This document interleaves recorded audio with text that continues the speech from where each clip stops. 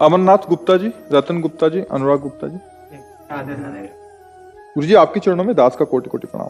गुरु जी मेरा सवाल यह है कि जिनकी अकाल मृत्यु या एक्सीडेंट में मृत्यु होती है, क्या उनकी आत्मा को शांति प्रदान होती है या नहीं? क्या वो ऊर्ध्वगामी को प्राप्त होंगे? नहीं, इसमें ये देखना है कि अब जैसे बड़े बड़े संतों के भी एक्सीडेंट में मृत्यु हुई है, हमने देखा है। पूज्य बक्सर के मामा जी नाम के बहुत बड़े संत थे, तो जा रहे थे कथा करने, बरसाने पहले दर्शन किए श्री जी के सामने से एक ट्रक ने ऐसी तो बस राधा पधार गए। तो अब इनकी कोई आत्मा को अशांति थोड़ी है, तो भगवान के पार्षद है, भगवान में गए, समझ गए। अब जो पापाचरण कर रहा है तो शरीर छूटने के बाद उसको वैसी गति मिलेगी। खास बात मृत्यु कैसे हुई इससे मतलब नहीं है, खास बात है उसने जीवन कैसा व्यतीत किया, इससे है। जैसे पूज्यपाद श्री उड़िया बाबा जी महाराज इतने बड़े सिद्ध संत, और अंतिम दशा होती कि गड़ासा से नहीं, वो एक पागल आदमी, विकसित आदमी, कई गड़ा से ऐसे और उससे, तो अब क्या अधोगति होगी क्या? अरे वो तो जीते जी ब्रह्म पद प्राप्त महापुरुष है, समझ रहे ना। मृत्यु की घटना से किसी के परिणाम को नहीं जोड़ा जा सकता, उसके जीवन से परिणाम को जोड़ा जाता है। उसका जीवन कैसा था?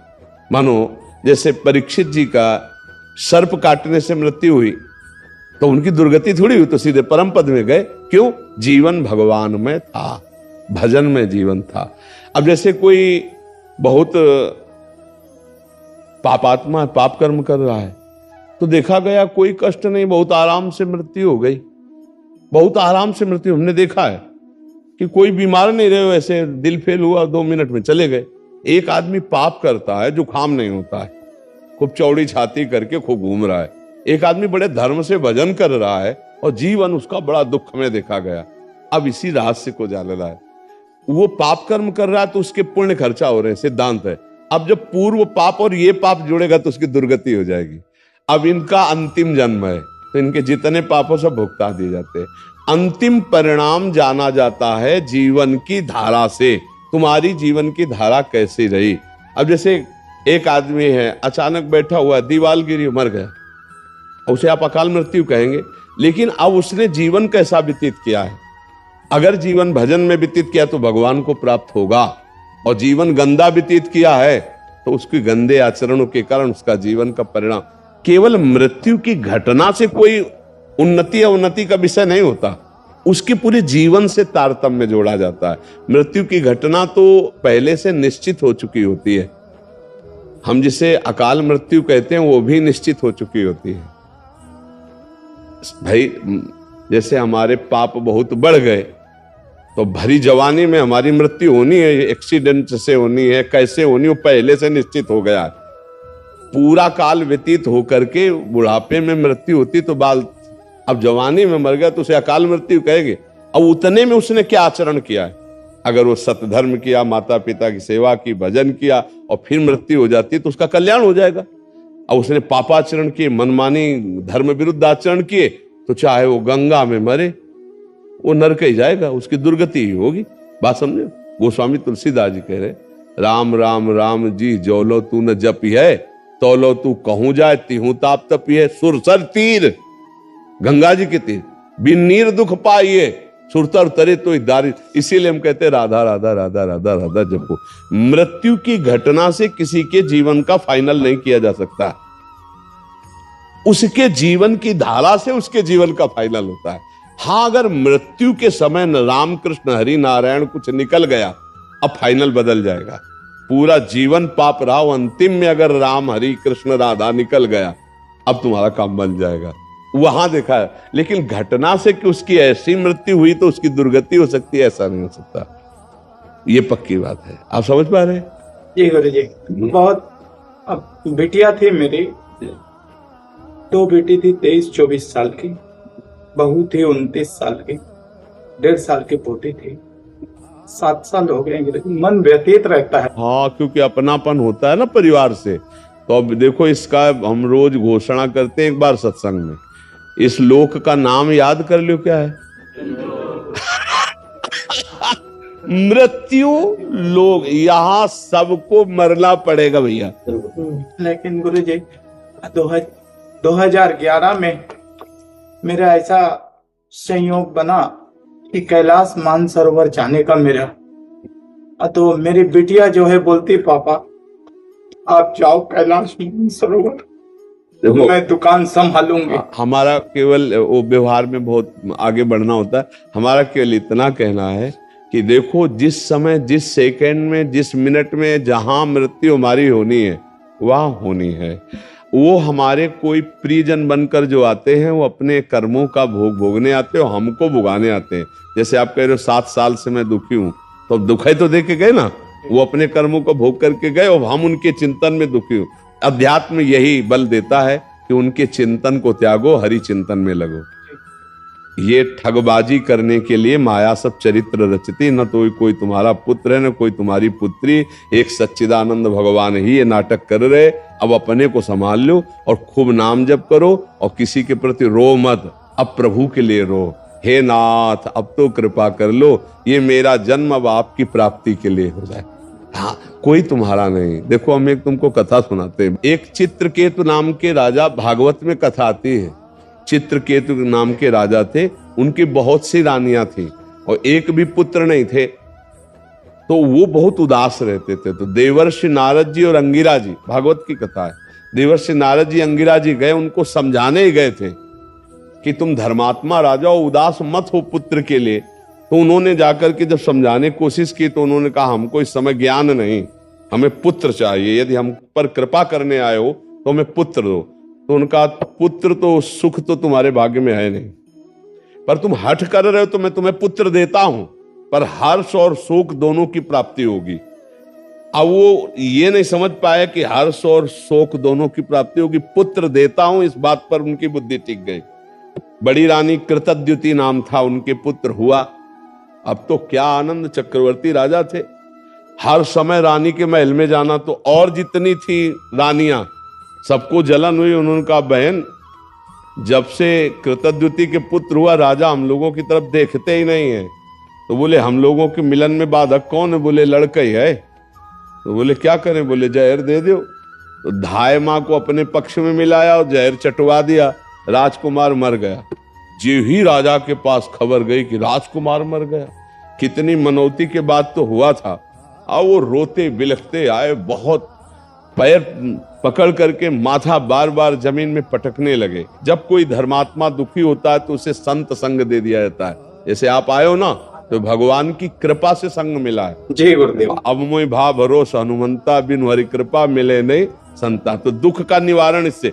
तो अंगिरा जी देवर्षि नारद जी पुनः आ गए और कहा राजन मैं तुम्हें यही बताया था कि हर्ष और शोक की प्राप्ति हुई। हर्ष हुआ पुत्र हुआ, शोक हुआ क्योंकि तुम्हारे भाग्य में पुत्र सुख नहीं है। तो उनका हमको उपदेश नहीं, मुझे पुत्र चाहिए। तो उनका तुम्हारे पुत्र की जीवात्मा को बुला दूं? तो उनका बुला दो। तो अब देवर्षि नारद जी तो सिद्ध मां आकर्षण किया, तो यमपुरी से जो था वो आ गया जीवात्मा और आकाश में विराजमान है। देवर्षि नारद जी देख रहे हैं। कहा देखो बच्चा तुम्हारे पिताजी कितना रो रहे हैं, तुम इस शरीर में आ जाओ, हम आदेश करते। तो उनका देवर्षि नारद जी ये केवल अपने स्वार्थ के लिए रो रहा है। ये कई बार हमारा बेटा बन चुका है, कई बार पत्नी बन चुका है, मैं किसी का बेटा नहीं हूं, मैं अपने कर्म का भोग इसके यहां भोगने आया था, मैं जा रहा हूं। जो ही सुना चित्रकेतु ने बोले बेटा बोल रहा है हमारा, बोले तुम्हारे बेटा की जीवात्मा बोल रही। उनका मोह दूर हो गया और फिर उन्होंने भजन करके भगवान को प्राप्त किया। तो भगवान ने तुम्हें मोह दूर करने के लिए भेजा है, तुम्हारा कोई नहीं है। हाँ भगवान ने लीला करके आए थे। अब खूब नाम जप करो, मस्त रहो, चिंता मत करो, और तुमको भी जाना है। जय गुरुदेव। ये बात जान लो कि तुमको भी जाना। तो जाने की तैयारी, जो चले गए उनके विषय में क्या खो, उनकी तो ट्रेन छूट गई, तुम्हारी न छूट जाए, इसलिए तुम पहले अपनी बेग भर लो। राधा राधा राधा राधा, कबीरा सब जग निर्धना, धनवंता नहीं कोई, धनवंता सोई जानिए जाके राम नाम धन होए। खूब नाम जमा कर ले, लोक पर लोक में बहुत आनंद रहेगा। परम धन राधा नाम आधार, राधा राधा राधा, जहां जाओगे चकाचक आनंद रहेगा। अब यही का बैंक बैलेंस किया, ये देश ऐसा है कि कपड़ा तक उतरा लिए जाते हैं, मतलब शरीर कपड़ा है ना आत्मा का, ये भी आग लगा दिया जाता है। अब केवल जीवात्मा पर कर्म को लेके जाता है। कर्म हमारे हमको बहुत दुख देंगे, देख लो। ऐसे ऐसे कर्म कियो, सब लोग बैठे हो, अगर आप ऐसे निर्णय पूछा जाए कि ऐसे कर्म करने वाले को क्या दंड मिलेगा, तो आप क्या उत्तर देंगे? खुद देख लीजिए। जो आप कर्म किए हो और अपने को क्षमा कर दिए हो, वही कर्म आप एकांत में डायरी में लिखो और फिर सोचो कि अगर मुझे निर्णायक बनाया जाए इन्हीं कर्मों का दंड देने के लिए, तो हम क्या दंड देंगे? वो कर्म सब तुम्हारे सुरक्षित हैं दंड देने के लिए, जिनका तुम्हें दंड नहीं मिला। तो राधा राधा राधा राधा भगवान को पुकारो तो कह रहे हम सर्व पापेभ्यो मोक्षयिष्यामि मा शुचा, मैं तुम्हें समस्त पापों से मुक्त कर दूंगा। तो अभी समय है, अभी राधा राधा राधा राधा कृष्ण कृष्ण हरि हरि, अभी अपना कल्याण कर लो, रो पीटो मत। यहां जो जितने समय के लिए आता है उतने समय के बाद चला जाता है, कोई गर्भ से चला जाता है। एक आए थे परिवार के, उनका 6 वर्ष का अकेला लड़का, 6 वर्ष का लड़का हमारा मार दिया भगवान ने। उनका भाई अगर हमारी बात समझ में आवे तो भगवान ने नहीं मारा, वो जीव अपने कर्म से केवल 6 वर्ष के लिए भारत भूमि में मनुष्य रूप में आया, अब वो चला गया। तो आपका भी कर्म है कि अब आप दुख भोग रहे हो उसके वियोग में। नाम जप करो, भगवान को कोसो मत। जो जितने मिनट के लिए आया उतने मिनट ही रहेगा। अगर रोकने की बात होती तो भगवान जी दशरथ जी को मरने नहीं देते। हुआ ना दशरथ जी का मरण, जटायु भगवान के हाथ में ही शरीर छोड़ रहा है कि नहीं छोड़ रहा है? इससे हमारी बात ये समझो, सुनो भरत भावी प्रबल बिलख कहो मुनिनाथ, हानि लाभ जीवन मरण जस अपजस विद्या। खूब राधा राधा जपो, मस्त रहो और तैयारी करो चलने की। ये रहने वाला देश नहीं है, हर चीज यहाँ की छुड़ा ली जाएगी। दुनिया में लाखों का मेला जुड़ा, हंसा जब जब उड़ा तो इसलिए देखो, समझ जाओ तो फिर रोना क्या, और जब जाग गए तो सोना क्या।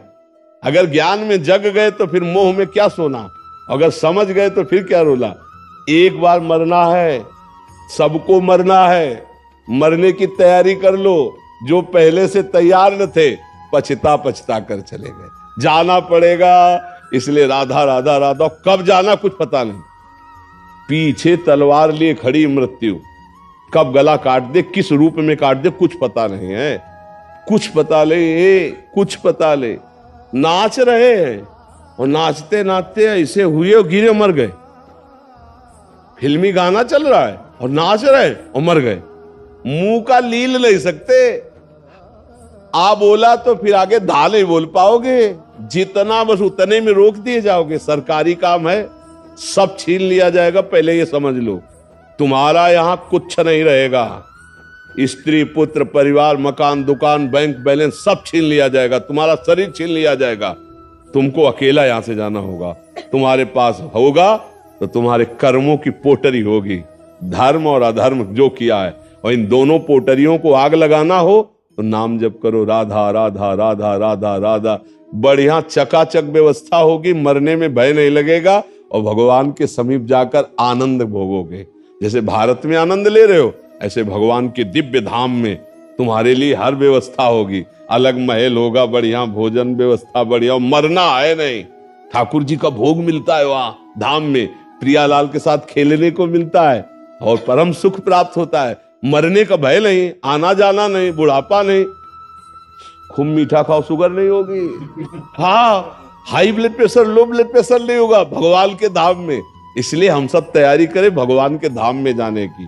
नाम जप करें, खूब नाम जप से आनंद आएगा। आज से रोना छोड़ दो, बंद कर दिया। हाँ बिल्कुल, नाम जप, हाँ नाम जप करो। हम जो कह रहे हो तुम्हारे को परम मंगल में बात कह रहे हैं, नाम जप करो। इसीलिए संतों के मार्ग में आके मैं हमारी पत्नी को मैं एजी वो जी कहना 7 साल से छोड़ दिया हूँ। हरिओम के नाम से पुकारता हूँ। बहुत बढ़िया। वो आपको क्या कहती है? वो भी हरिओम ही। अच्छा, बोले हरिओम तो बोले हरिओम है। ये बहुत बढ़िया, ये बहुत बढ़िया, नहीं बहुत बढ़िया, नहीं अच्छा ठीक है। अपने यहाँ भी बुलाते राधे तो बोले राधे, ऐसे बात करते ना। श्री हरिवंश तो कहेगा हाँ श्री हरिवंश, अपने भी ऐसे ही बात करना। ठीक है।